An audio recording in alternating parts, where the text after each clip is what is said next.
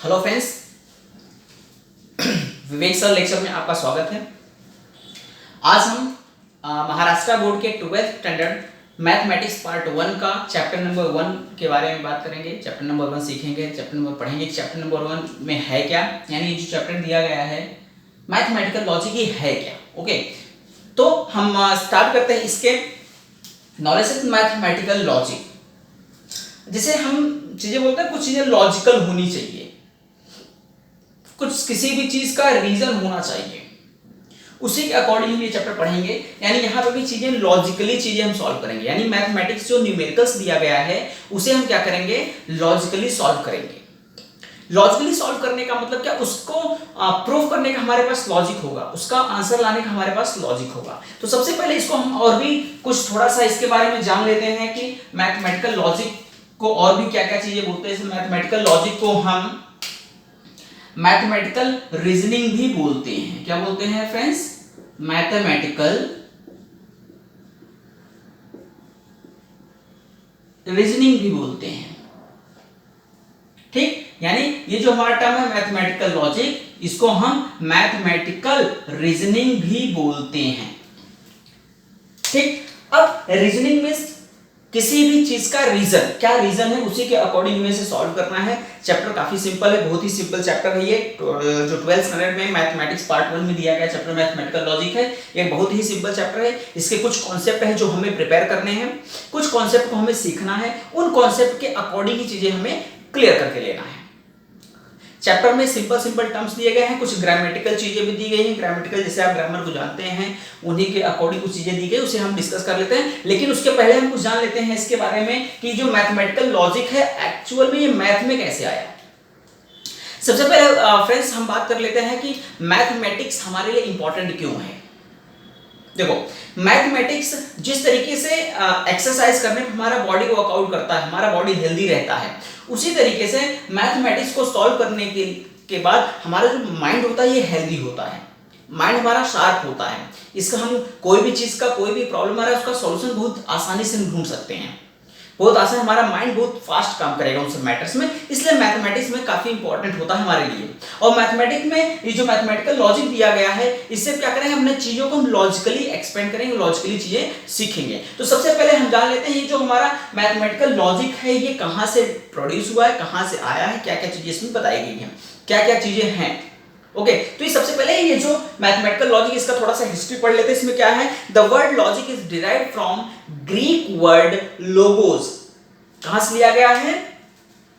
Logic is derived from, कहां से derive किया गया? ग्रीक वर्ड क्या था? ग्रीक वर्ड, आप लोग उसको देख लो। ग्रीक वर्ड लोगोस कहां से लिया गया था फ्रेंड्स? ग्रीक वर्ड लोगोस से लिया गया है, विच मीन्स, जिसका मतलब है विच मीन्स रीजन, जिसे हम लॉजिक भी बोलते हैं। ओके, तो ये जो है लॉजिक वर्ड कहां से लिया गया है? Logic was derived from Greek word logos. Logos means क्या होता है? रीजन या लॉजिक। ओके, ये चीजें हैं, हमने पढ़ लिया। इसमें हम क्या कर सकते हैं? The study of logic helps in increasing one's ability of systematic and logical reasoning. इसमें हम चीजें और भी सीख सकते हैं। Logic help to develop the skill of understanding various statements, theorem, converse of theorem, etc. Many things are there in mathematical logic by which we are making ourselves confident about mathematics, and our skills will be developed in every situation.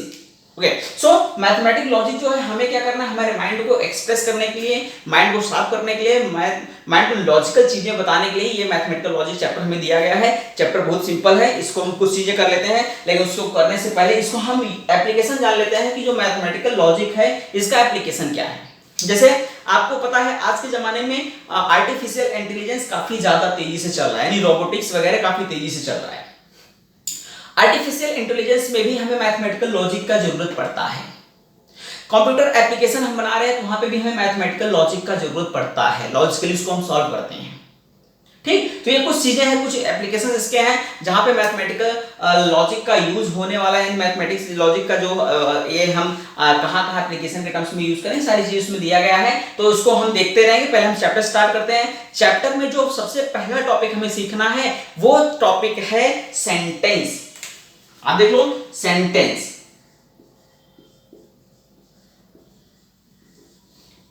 पहला topic क्या है? Sentence. अब आपको ये लग रहा होगा कि सर सेंटेंस क्या बता रहे हैं, ये तो ग्रामेटिकल चीजें हैं। हाँ, ये ग्रामेटिकल चीजें हैं, लेकिन हमें क्या करना है, सेंटेंस के बारे में डिस्कस करना है, सेंटेंस के बारे में चीजें सीखना है कि सेंटेंस क्या है, सेंटेंस होता क्या, कितने टाइप होते हैं, और सेंटेंस का यूज आखिर में मैथमेटिक्स में क्यों आ गया। ओके, तो देख लेते हैं। सेंटेंस के बारे में हम ये चीज बोल सकते हैं, अ sentence is basic unit of language. ध्यान से सुनना फ्रेंड्स, डेफिनेशन बहुत ही सिंपल है। सेंटेंस क्या होता है? Sentence is a basic unit of language which express a complete thought. या फिर आप बोल सकते हो, by sentence, with the help of sentence any individual person can express his complete thought. वो क्या कर सकता है? अपने कंप्लीट थॉट को एक्सप्रेस कर सकता है, और जिस वे में एक्सप्रेस करता है वही हमारा क्या होता है? सेंटेंस होता है। ओके, तो इसका डेफिनेशन लिख लो, a sentence is basic unit of language by which express a complete thought. या फिर आप बोल सकते हैं, which express sentence in communication, sentence is word which express, मैं लिख देता हूं, which express a complete thought. यानी कि जो क्या करता है, एक कंप्लीट थॉट को एक्सप्रेस कर देता है।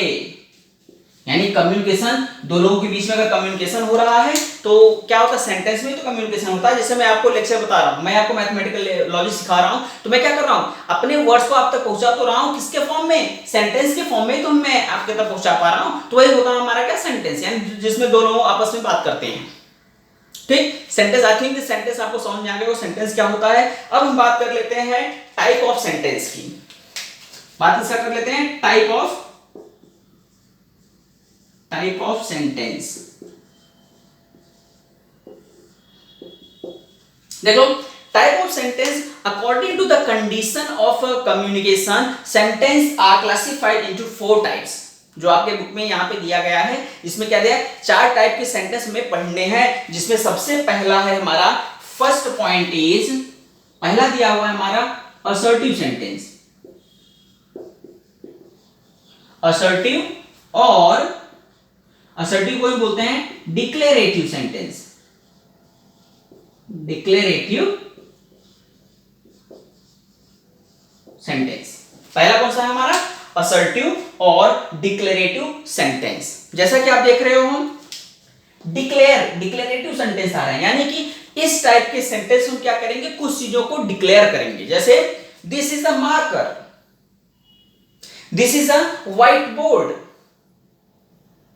तो हम क्या कर रहे हैं? इसको एक्सप्रेस कर रहे हैं, इसको हम डिक्लेयर कर रहे हैं, डायरेक्ट हम डिक्लेयर कर रहे हैं। ओके, तो ये क्या हो जाएगा हमारा? Declarative sentence. दूसरा चीज, डिक्लेरेटिव सेंटेंस को पहचानने का एक और तरीका मैं आपको बता देता हूं। डिक्लेरेटिव सेंटेंस को आप कैसे पहचानोगे? जो डिक्लेरेटिव सेंटेंस होता है फ्रेंड्स, उसमें आंसर्स एस या नो में हो सकता है। यानी वो जो सेंटेंस बोला गया वो सही भी हो सकता है, वो गलत भी हो सकता है। जहां पे ऐसी पॉसिबिलिटी दिखे वो क्या हो जाएगा हमारा? Declarative sentence. जैसे अगर मैं बोलता दिस इज अ पेन, तो ये गलत स्टेटमेंट हो जाता है, लेकिन मैंने ये स्टेटमेंट दे दिया है, ये एक पेन है, लेकिन ये एक पेन नहीं बल्कि ये क्या है? एक मार्कर है। ओके, तो हमें क्या करना है? बस ये चीजें देखना कि कोई भी चीज को डिक्लेयर किया जा रहा है या नहीं। फॉर एग्जाम्पल, अगर आप एग्जाम्पल देखना चाहो, फॉर एग्जाम्पल, जैसे एग्जाम्पल अगर हम देख लें, मैं बोल रहा हूं कि 3 इज एन ऑड नंबर। मैंने क्या किया? डिक्लेयर किया है कि 3 जो है एक ऑड नंबर है। मैं तो डिक्लेयर किया ना। अब वो कंडीशनल है, वो सही है या नहीं है वो देखा जाएगा, लेकिन मैंने डिक्लेयर यहां पे कर दिया कि 3 इज एन ऑड नंबर, जो कि सही है, 3 ऑड नंबर ही है, जिससे मैं बता रहा हूं आपको कि मैंने यहां पे क्या डिक्लेयर कर दिया कि 3 is an odd number, 4 is a even number, ठीक, x इज अ वेरिएबल, मैं क्या कर रहा हूं, उसको डिक्लेयर कर रहा हूं। तो जो चीजें मैं डिक्लेयर कर रहा हूं वो क्या हो जाएगा, हमारा डिक्लेरेटिव सेंटेंस हो जाएगा। सेकंड पॉइंट पे जाते हैं। सेकंड पॉइंट इज, दूसरा हमारा क्या है, interrogative sentence. Interrogative sentence, interrogative sentence में क्या होगा फ्रेंड्स, इसमें क्वेश्चंस पूछे जाएंगे, जैसे व्हाट इज योर नेम, ये क्या होगा हमारा इंट्रोगेटिव सेंटेंस।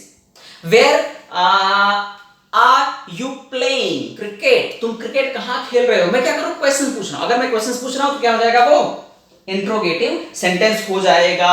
अच्छा, इसमें क्या रहेगा, क्वेश्चन मार्क के साथ, जैसे इसमें क्या था, फुल स्टॉप के साथ हमने एंड किया था, इसमें क्या रहेगा, क्वेश्चन मार्क के साथ एंड रहेगा वो सेंटेंस, तो हमारा क्या हो जाएगा, इंट्रोगेटिव सेंटेंस, यानी जहां पे कुछ प्रश्न पूछा जा रहा हो ऐसे सेंटेंस को क्या बोलते हैं, इंट्रोगेटिव सेंटेंस। थर्ड अगर हम देख लें एग्जांपल, इसका देख लो, फॉर एग्जांपल देख लें, जैसे what is your name, question mark थोड़ा सा देख लेना, क्वेश्चन मार्क, इस तरीके से जहां पे भी प्रश्न पूछा जाए वो क्या हो जाएगा, हमारा interrogative. Next, third is imperative sentence. Third is imperative sentence. अच्छा, अब इंपरेटिव सेंटेंस क्या होगा, इंपरेटिव सेंटेंस का मतलब फ्रेंड्स ये ऐसा सेंटेंस से हो जाएगा कि a sentence in the form of command, advice, suggestions, warning, wishes, अगर ये सब चीजें रहे तो उसको हम क्या बोलेंगे, इंपरेटिव सेंटेंस। जैसे क्या, कमांड, कम हियर, मैंने क्या बोला, कम हियर, मैंने क्या किया, कमांड दिया, कम हियर, ये क्या होगा, इंपरेटिव सेंटेंस, गो देयर, मैंने क्या कमांड दिया है। मैं बोलूंगा hard work, students hard work is the key of success, मैं क्या कर रहा हूं, एक एडवाइस दे रहा हूं कि हार्ड वर्क अगर आप करोगे आप जरूर सक्सेस कर जाओगे। मैं क्या कर रहा हूं, सजेशंस दे रहा हूं कि please read carefully because of your board examination is coming soon, तो आपका बोर्ड एग्जाम आने वाला है, पढ़ाई मैं सजेशन दे रहा हूं, मैं आपको वार्न कर रहा हूं, अगर आप पढ़ाई नहीं करोगे तो प्रॉब्लम हो जाएगा मैथमेटिक्स में, ये क्या होगा, मैं वार्न कर रहा हूं। और मैं विश क्या कर रहा हूं, विश में कि आप लोग सबको अच्छे मार्क्स से आप मैथ में पास हो, सब 80 प्लस 85 प्लस जाओ, ये मेरा विश हो गया। तो ये चीजें डिपेंड करेगा हमारा किसमें, इंपरेटिव सेंटेंस में, यानी जहां पे कमांड की बात आए, ध्यान से सुन लो फ्रेंड्स, जहां पे कमांड की बात आए, जहां पे एडवाइस की बात आए, जहां पे रिक्वेस्ट की बात आए, जहां पे सजेशंस की बात आए, जहां पे वार्निंग की बात आए, जहां पे विशेस की बात आए, इन कंडीशंस में हमारा वो सेंटेंस क्या हो जाएगा, इंपरेटिव सेंटेंस। फिर से देख लो, कमांड, रिक्वेस्ट, सजेशंस, वार्निंग, विशेष, ये जहां पे भी चीजें वर्ड्स आ रहे हैं वो सब के सब क्या हो जाएंगे, हमारे imperative sentence. Clear. And fourth अगर हम देख ले, fourth point, fourth is exclamatory sentence. हमारा फोर्थ क्या है, exclamatory, sorry student, exclamatory sentence. तो देख लो, एक्सक्लेमेटरी सेंटेंस में यहां पे जहां पे ग्रेट इमोशंस की बात आए, बहुत बड़े इमोशंस की बात आए, ऐसे सेंटेंस को हम क्या बोलते हैं, एक्सक्लेमेटरी सेंटेंस बोलते हैं। यानी कि आप बोल सकते हो अ सेंटेंस विच एक्सक्लेम और show a great emotions, and this type of sentence ending with an exclamatory sign.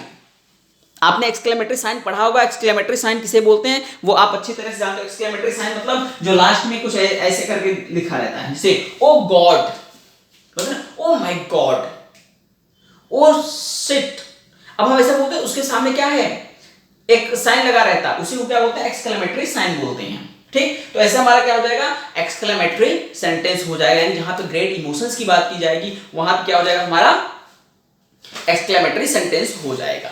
Okay, तो ये हमारा अभी तक का ग्रामेटिकल रहा, जो चीजें हमने पढ़ा एक बार फटाफट रिवाइज कर लेते हैं। फिर इसका अगर आपको स्क्रीनशॉट चाहिए तो आप इसका स्क्रीनशॉट ले लो, फिर उसके बाद हम आगे का टॉपिक करेंगे और जहां से आपका एक्चुअल मैथमेटिकल लॉजिक स्टार्ट होगा, और वो टॉपिक है हमारा स्टेटमेंट। क्या है वो? स्टेटमेंट। उसको हम करेंगे। तो एक बार फटाफट इसको हम रिवाइज कर लेते हैं। जैसे मैथमेटिकल लॉजिक क्या है? मैथमेटिकल रीजनिंग ही है। रीजनिंग मतलब तर्क शास्त्र होता है। रीजनिंग हम अपने तर्क के अनुसार यानी अपने प्रेजेंस ऑफ सेंस के अकॉर्डिंग हम प्रॉब्लम को सॉल्व करते हैं, लेकिन वो क्या होना चाहिए? सही होना चाहिए। ओके, तो मैथमेटिकल रीजनिंग हो जाएगा वो। Logic is derived from Greek word logos and which means reason, यानी लोगोस का मतलब क्या होता है? लोगोस होता है। और लोगोस का मतलब क्या होता है? रीजन। और लोगोस वर्ड जो है वो ग्रीक वर्ड है, यानी ग्रीक वर्ड से लिया गया वर्ड है लोगोस। लोगोस का मतलब होता है रीजन या फिर लॉजिक। उसके बाद हमने फिर पढ़ा सेंटेंस के बारे में पढ़ा। सेंटेंस क्या होता है? Which express a complete thought, यानी in the communication which express a complete thought is known as a sentence, यानी सेंटेंस में हम क्या करते हैं? अपने कंप्लीट थॉट को एक्सप्रेस करते हैं किसी के सामने। तो दैट इज सेंटेंस। सेंटेंस जो होता है हमारा चार टाइप का होता है। सेंटेंस नंबर 1 असर्टिव सेंटेंस और डिक्लेरेटिव सेंटेंस। असर्टिव बोलो चाहे डिक्लेरेटिव बोलो, एक ही सेंटेंस होता है। यानी असर्टिव डिक्लेरेटिव में क्या होता है? यहां पे हम चीजें एक्सप्रेस करते हैं, यहां पे डिक्लेयर कर देते हैं।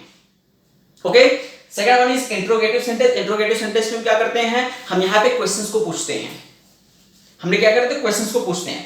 थर्ड क्या है हमारा? Imperative sentence. इंपरेटिव सेंटेंस में क्या क्या होता है? कमांड होता है, रिक्वेस्ट होता है, सजेशंस होता है, विशेस होते हैं, एडवाइस होता है और वार्निंग होती है। उसको क्या बोलते हैं? Imperative sentence. Last one is exclamatory sentence. Exclamatory sentence में क्या होता है? यहाँ पे ग्रेट शोज ग्रेट इमोशंस, यानी यहाँ पे बहुत बड़ा इमोशंस को शो किया जाता है। जैसे oh no, oh yes, we will won the match. तो ये यहाँ पे इमोशंस को हम दिखा रहे हैं। हमारा क्या होता है? Exclamatory sentence. एक्सक्लेमेटरी सेंटेंस जो होता है वो एक्सक्लेमेटरी साइन के साथ एंड होता है। तो ये चीजें हमारा क्या होगा? सेंटेंस के बारे में आपको चाहिए तो इसका स्क्रीनशॉट ले लो। फिर हम नेक्स्ट टॉपिक करते हैं। Next topic that is statement. Next क्या करेंगे हम फ्रेंड्स? मैथमेटिकल लॉजिक में हम करेंगे स्टेटमेंट के बारे में। सो सी,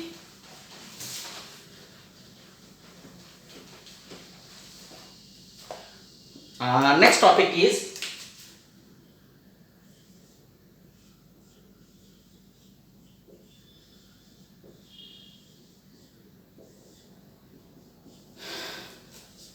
हमारा बुक का फ्रेंड्स जो नेक्स्ट टॉपिक है वो है statement. Statement is a declarative sentence. ध्यान से सुनो फ्रेंड्स, मैं क्या बोल रहा हूं? स्टेटमेंट इज, फ्रेंड्स जहां पे भी मैं STMT लिखूंगा वो क्या हो जाएगा? स्टेटमेंट। आप समझना को मैं स्टेटमेंट लिख रहा हूं, STMT statement. Okay, statement is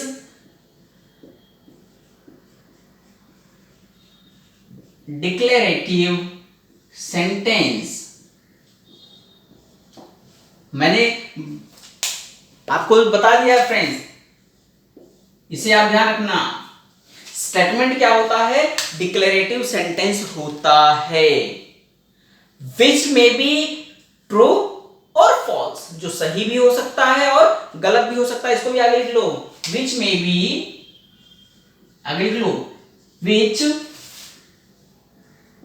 may be true और false, जो सही भी हो सकता है गलत भी हो सकता है। यानी कि जो हमने अभी सेंटेंस पढ़ा, उस सेंटेंस में जो हमने टाइप ऑफ सेंटेंस पढ़ा, उसमें हमने कितने टाइप के सेंटेंस पढ़ा? 4 टाइप के सेंटेंसेस पढ़ा। और वो जो 4 टाइप के सेंटेंसेस है फ्रेंड्स, वो चारों टाइप के सेंटेंसेस में जो पहला हमने पढ़ा था असर्टिव या डिक्लेरेटिव सेंटेंस, वही क्या है? स्टेटमेंट है। और डिक्लेरेटिव सेंटेंस में जहां भी डिक्लेरेशन होता है वो सही भी हो सकता है, वो गलत भी हो सकता है। अगर वो सही रहा तो ट्रू, गलत रहा तो फॉल्स, हम ऐसा दिखाएंगे। और लेकिन दोनों एक साथ नहीं होंगे, या सही भी हो सकता है गलत भी, ऐसा नहीं रहेगा। वो सही भी होगा या फिर गलत होगा, दोनों में से कोई एक ही होगा। दोनों एक साथ कभी भी नहीं होगा। जैसे मैंने एग्जांपल बताया था कि 3 एग्जांपल देख लो, स्टेटमेंट का भी एग्जांपल वही है। क्यों? जैसे मैंने बोला था 3 इज एन ऑड नंबर। मैंने बोला था ना 3 क्या है? ऑड नंबर है। तो मैं यहां पे क्या कर रहा हूं? डिक्लेयर कर रहा हूं। तो जहां पे भी डिक्लेरेशन का बात आएगा वो क्या हो जाएगा? हमारा स्टेटमेंट हो जाएगा। अब स्टेटमेंट में एक टॉपिक आएगा ट्रूथ वैल्यू। स्टेटमेंट में आएगा ट्रूथ वैल्यू।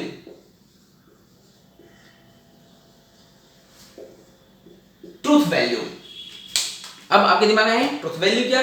ट्रूथ वैल्यू का मतलब कि वो जो स्टेटमेंट मैंने दिया है वो सही है या फिर गलत है, इतना हमें बताना है। ठीक, जैसे मैंने बोला कि 3 इज एन ऑड नंबर, तो ये क्या सही है, तो हम लिखेंगे it is the true statement. तो देखो ट्रूथ वैल्यू क्या हो जाएगा, the truthness and falsity of a statement. लिख लो इसको भी, डायरेक्ट मैं लिख दे रहा हूं, truthness and falsity of statement. जो ट्रूथनेस है या फिर जो फॉल्सिटी है स्टेटमेंट का, उसी को क्या बोला जाता है, ट्रूथ वैल्यू बोला जाता है। ठीक, इसको आप बोल सकते हो truthness and falsity of statement is known as truth value. अब अगर वैल्यू ट्रू रहा, अगर स्टेटमेंट सही रहा, इसके आगे और भी कंडीशंस लिख लो, कंडीशंस आप देखते रहो। If statement is true, if statement is true, अगर स्टेटमेंट ट्रू रहा, ध्यान से देखना फ्रेंड्स, अगर स्टेटमेंट क्या रहा, ट्रू रहा, तो then if statement is true, then its truth value is true, then its truth value is true। उसका ट्रूथ वैल्यू क्या हो जाएगा फ्रेंड्स, ट्रू हो जाएगा, and represented as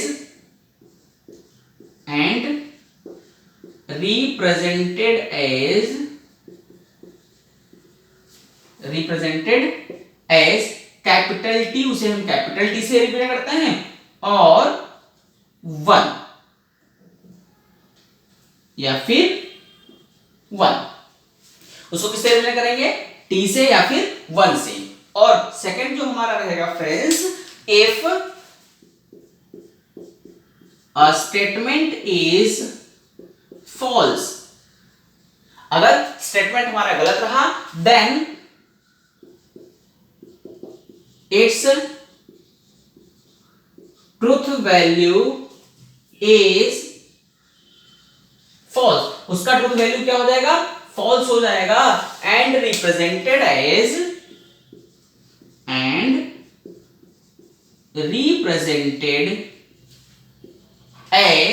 capital F, क्या हो जाएगा वो, फॉल्स, और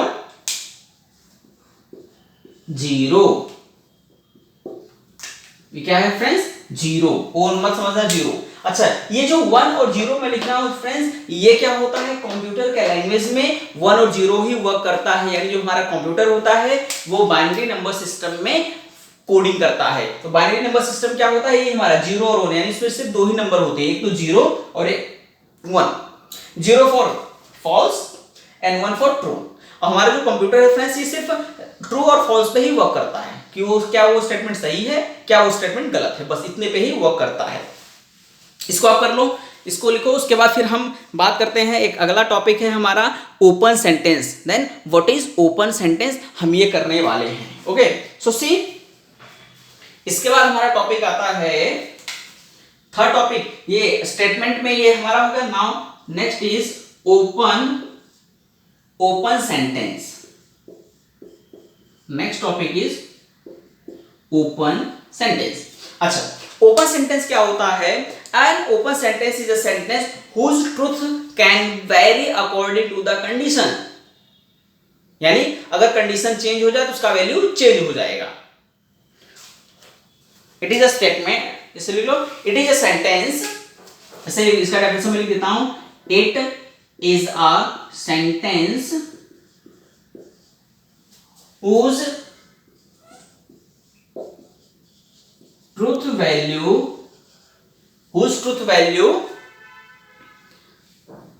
can vary, whose truth value can vary according, whose truth value can vary according to situation,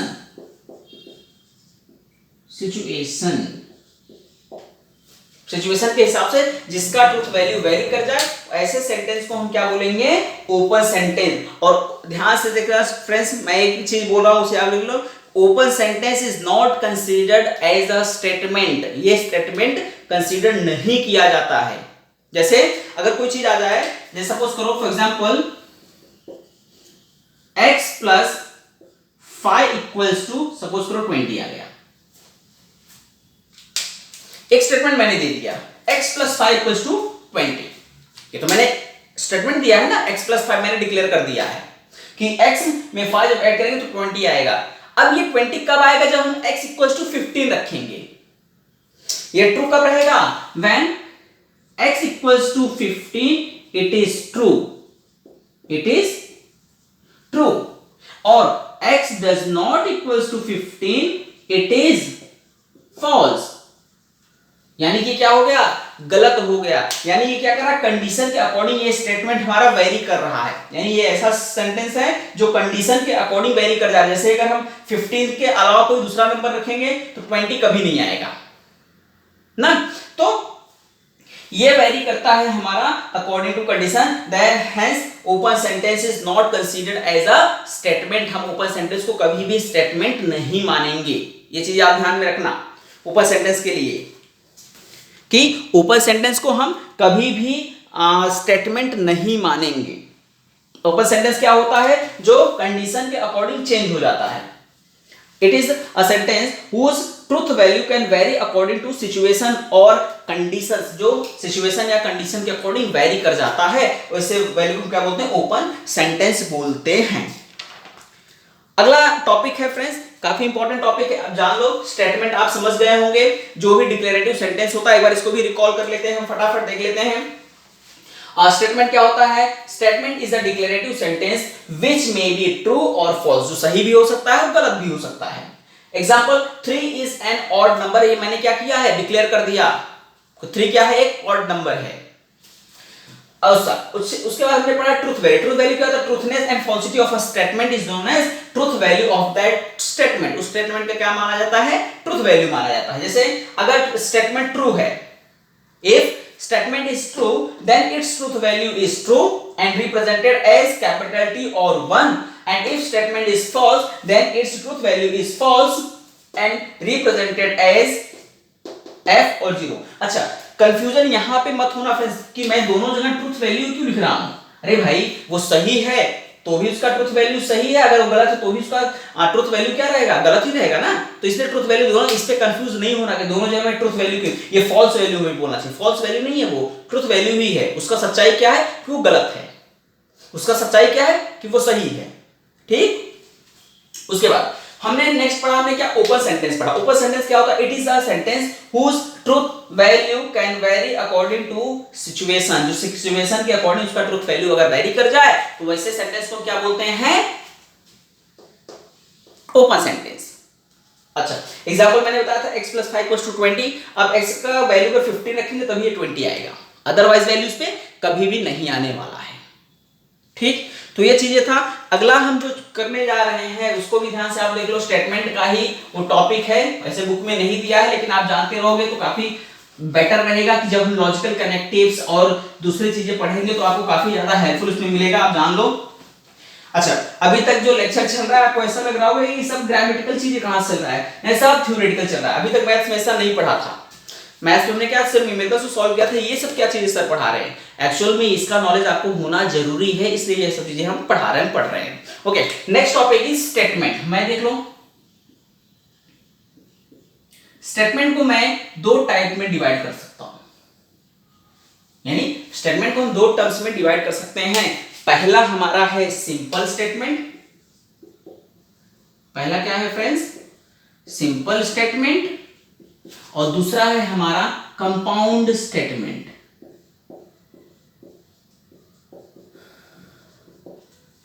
एक तो हमारा क्या है, सिंपल स्टेटमेंट है फ्रेंड्स, और दूसरा क्या है हमारा कंपाउंड स्टेटमेंट है।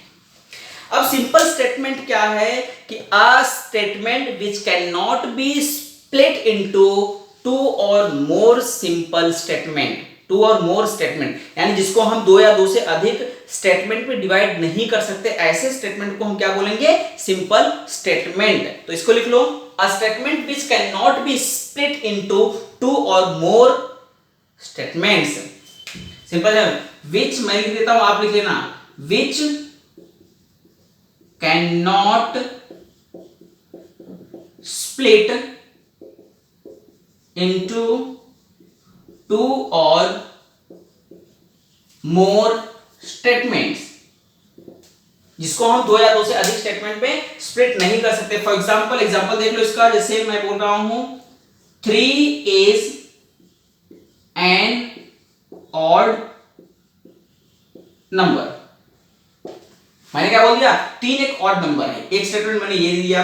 दूसरा देख लो, जैसे मैं बोल दिया 4 इज एन इवन नंबर।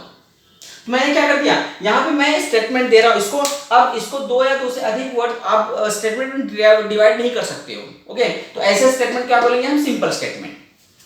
दूसरा हमारा आता है कंपाउंड स्टेटमेंट। कंपाउंड स्टेटमेंट क्या होता है? कंपाउंड स्टेटमेंट व्हिच कैन, जैसे कंपाउंड स्टेटमेंट का मतलब दो, ध्यान सुनो, दो या दो से अधिक स्टेटमेंट को अगर हम किसी लॉजिकल कनेक्टिव के साथ, ध्यान से पढ़ना सुनना फ्रेंड्स, लॉजिकल कनेक्टिव्स में बोल रहा हूं, दो या दो से अधिक सिंपल स्टेटमेंट को अगर हम लॉजिकल कनेक्टिव्स के साथ ज्वाइन कर दे रहे हैं तो ऐसे स्टेटमेंट को हम क्या बोलेंगे? कंपाउंड स्टेटमेंट बोलेंगे। डेफिनेशन आप लिख लो, if a statement is combination of two or more statements is known as compound statement. यहां पे लिख लो इसका डेफिनेशन, क्या लिखोगे आप? कंपाउंड स्टेटमेंट का लिख लो, combination of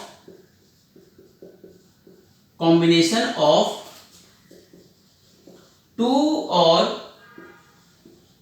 more simple statement with the help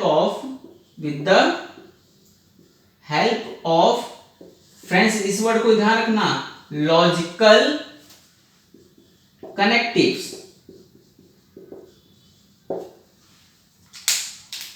ये वर्ड मैं हाईलाइट कर देता हूं फ्रेंड्स, ये लॉजिकल कनेक्टिव्स के साथ दो या दो से अधिक सिंपल स्टेटमेंट को अगर हम किसी का कॉम्बिनेशन कर रहे हैं, किसके हेल्प से?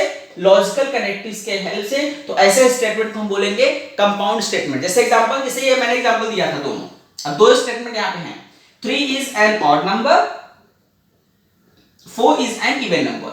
इनका अगर कंपाउंड सेंटेंस बनाना हो तो एग्जांपल देख लो आप। फॉर एग्जांपल अब ये इसी को देख लो, इसको हम लिखेंगे 3 इज एन ऑड नंबर। 3 क्या है हमारा? Odd number, and 4 is an even number. दोनों स्टेटमेंट अलग अलग थे फ्रेंड्स।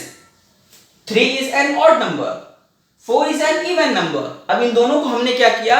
एक लॉजिकल कनेक्टिव्स के साथ, यानी इसके साथ, ये देखो, ये जो है एंड, इसके साथ हमने इन दोनों को ज्वाइन कर दिया, तो ये क्या है हमारा? लॉजिकल कनेक्टिव्स है। क्या है? लॉजिकल कनेक्टिव्स है। सी, तो ये रहा आपका स्टेटमेंट के बारे में। इतना आप चीजें करिए, जो हमारा नेक्स्ट टॉपिक होगा वहां पे हम करेंगे लॉजिकल कनेक्टिव्स को, हम पढ़ेंगे लॉजिकल कनेक्टिव्स को देखेंगे, और लॉजिकल कनेक्टिव्स में कितने टाइप के हैं, क्या क्या चीजें हैं, सारी चीजों को हम नेक्स्ट लेक्चर में करेंगे। आज के लिए आप इतना कर लो, काफी सिंपल चैप्टर है फ्रेंड्स, आसानी से आपको अच्छा मार्क्स मिल जाएगा इस चैप्टर से। बोर्ड के लिए भी काफी सिंपल चैप्टर है और मार्क्स भी काफी अच्छा देता है, 6 to 8 मार्क्स आपको दे के जाएगा, इसलिए सिंपल चैप्टर है, आप इसको पढ़ाई करते रहो। कल के लेक्चर में हम करेंगे, या नेक्स्ट लेक्चर में हम जब भी करेंगे, नेक्स्ट लेक्चर में हम करेंगे लॉजिकल कनेक्टिव्स को। Okay, so see you in next lecture.